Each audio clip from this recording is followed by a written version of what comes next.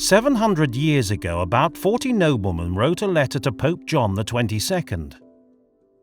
They said they were acting in the name of the community of the Kingdom of Scotland and asked the Pope to recognise the Scots as a free and independent people.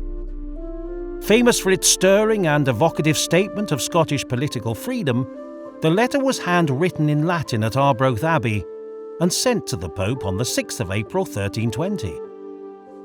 We know it now as the Declaration of Arbroath, and it is one of the most important documents and treasured artefacts of Scottish history. But to understand how the Declaration shaped medieval Scottish thinking, you need to look beyond the original file copy. The duplicate of the letter sent, preserved in the National Records of Scotland. What many don't realise is that another 25 copies survive. Each differs from the original and from the others. So there were at least 26 different declarations, and almost certainly more.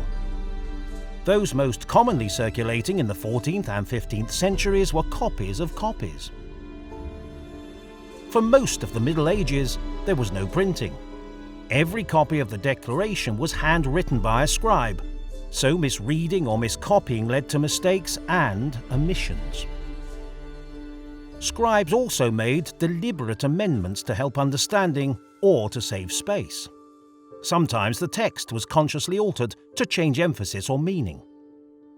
The famous phrase, proclaiming the Scots are fighting only for freedom, was added to soon after the original letter was written. Later copies read, for freedom and the laws of our fathers. In 1461, one version, copied into a history of the Scots, adds something new: that Robert Bruce should be king because, by agreement of all, we elect him as king by unanimous agreement. This radical reinterpretation moves away from the original claim to lawful rule, based on biblical precedent and divine providence.